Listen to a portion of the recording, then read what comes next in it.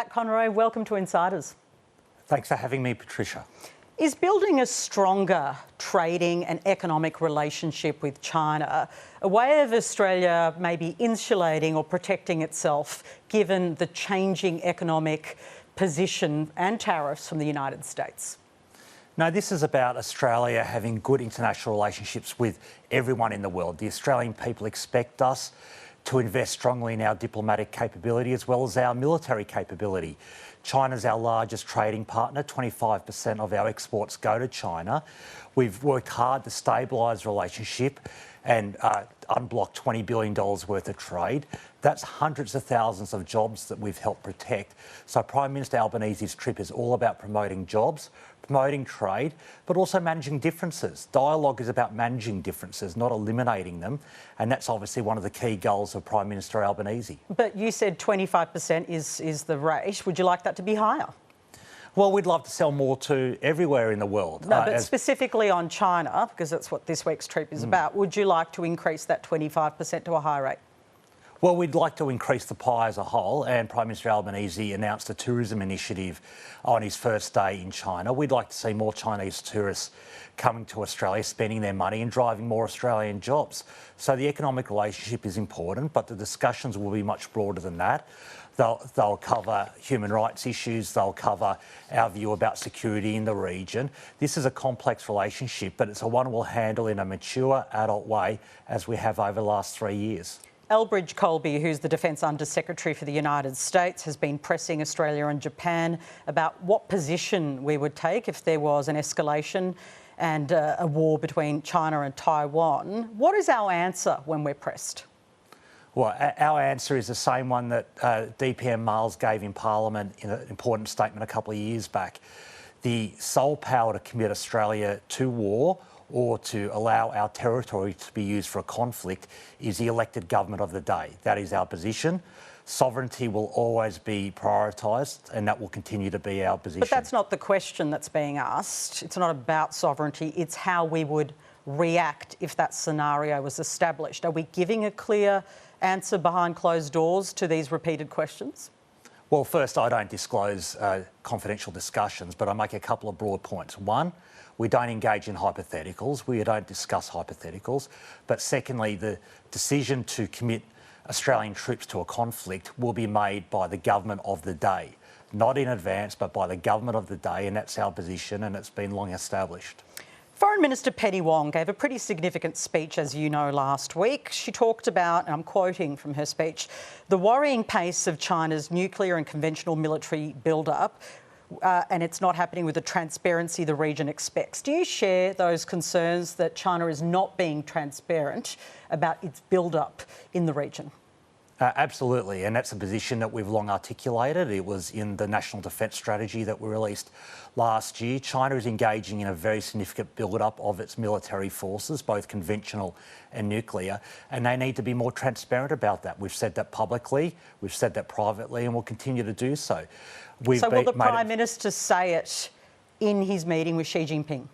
Well, again, I'm not going to foreshadow everything that the Prime Minister will or won't say, but the conversation with his counterparts will cover economic, security and human rights issues. We've been very clear about that, but we are being very clear that we want a balanced region where no one is dominated and no one dominates. Okay. We're seeing in my portfolio of the Pacific, China seeking to secure a military base in the region, and we're working very hard to be the primary security partner of choice for the region because we don't think that's a particularly optimal thing for Australia.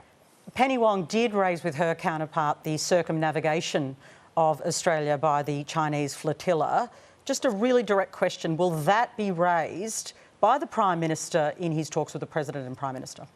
Again, the Prime Minister's conversation with his counterparts will cover security, human rights and our economic relationship. So you expect something like that, the circumnavigation, to be raised at that high level? I'm not going to get into the nitty-gritty of what the PM will or won't say, but it will cover... But is that the right place to raise such a thing?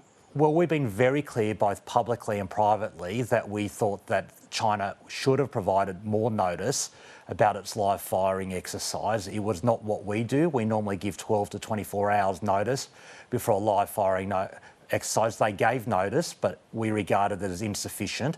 We'll continue to articulate and raise that both publicly and privately. Okay, so this would be the right time to raise it then? Again, we'll continue to raise it, but I'm not going to get into the nitty-gritty of what the PM will cover in his conversations. Okay. Defence has confirmed that it expects Chinese surveillance vessels to monitor the biannual Talisman Sabre war games. Is that happening? Well, Talisman Sabre launches today. It's our most important bilateral exercise with the United States. 30,000 personnel from 19 countries will participate. It's not unusual for other countries to observe that. China has observed those exercises for the last 4 exercises since 2017. It won't be unexpected if they continue to do that. Okay. Do we know if they're currently surveilling those exercises?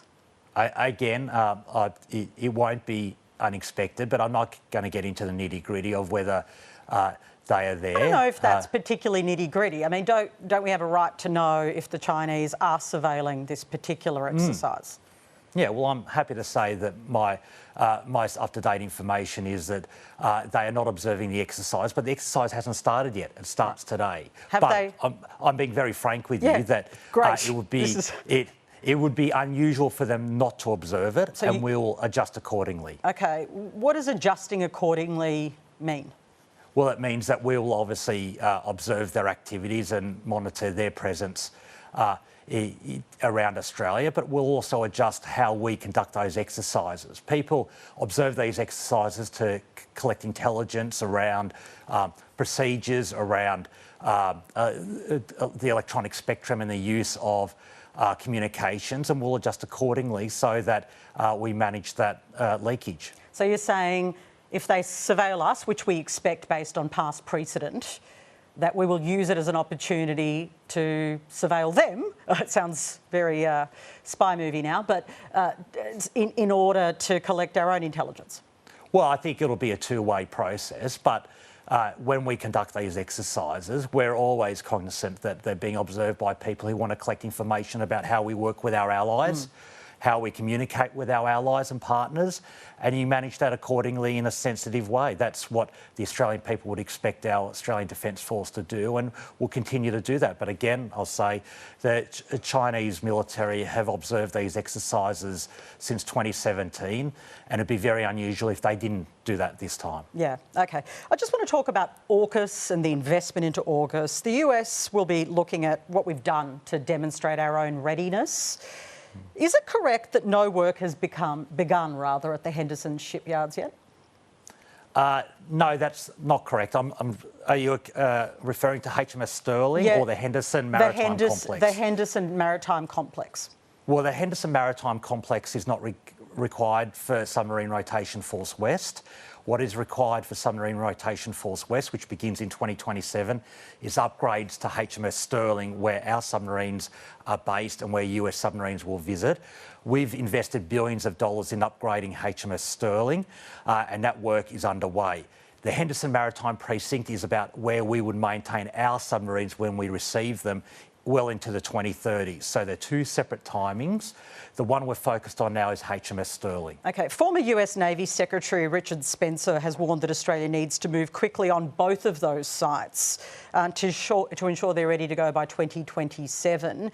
Is there any case, given we are now going to be reviewed, and that's imminent, by the US, to accelerate both of these sites to perhaps be ready to offer something if we want to hold on to AUKUS?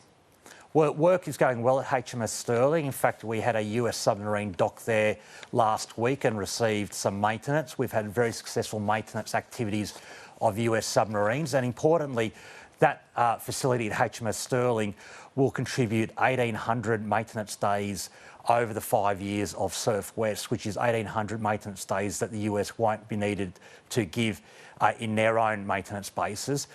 Henderson is going through a consolidation process, but again, that is not required until the 2030s, and in fact, late into the 2030s when we need to maintain our Virginia-class submarines.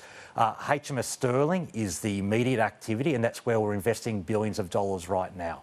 Okay. The Pentagon, as you know, there was a report this week, is considering adding extra costs and conditions on the AUKUS deal. Will we be prepared to pay more?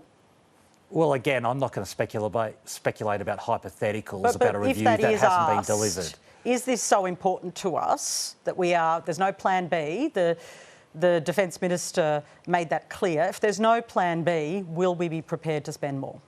Well, let's see what the review finds. I'm confident it will support AUKUS, just as our review of AUKUS found that, just as the UK review of AUKUS found that. It's in the national interest of all three countries. It will contribute to deterrence as well as grow 20,000 jobs in Australia. Let's see what the US review comes forward with, and then we'll react accordingly. But we are investing in the US industrial base to release submarines, just as we're investing $30 billion in our own base to build nuclear-powered but conventionally armed submarines and grow 20,000 jobs. Okay, so open question. Have you been briefed yet if the report is ready to go? Because I think that time frame has lapsed. Well, again, there's been lots of speculation about what the time frame is for the review. That's a question for the US government. My last information is that the review has not been completed yet. We're engaging at senior levels, as you'd expect us to do so, and we'll continue to do that. Of course, spending on defence has been a big question mark, and whether we're prepared to spend more. I've got a broader question. Do you think it's worth counting soft diplomacy, the money you're expending in, for instance, the Pacific, in the broader suite of kind of the broader spending we're doing on defence and related soft diplomacy projects? Is that the way we're framing it when we talk to the United States? We're making the point to everyone that both are incredibly important. PM Albanese in his Curtin oration, for example, made the point that we're investing in our relationships in the region as well as our military capability.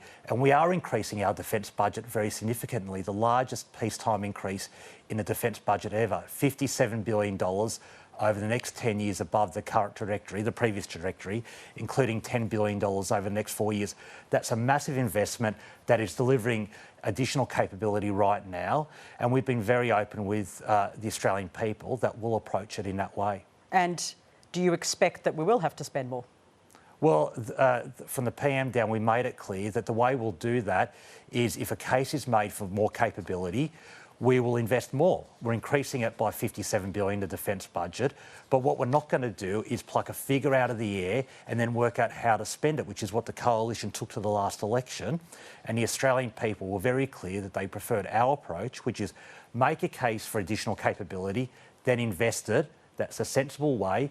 And that's how we're doing the $57 billion of increased defence spending. You're the Defence Industry Minister. That's all about the money we spend on the enormous things that we spend money on in defence.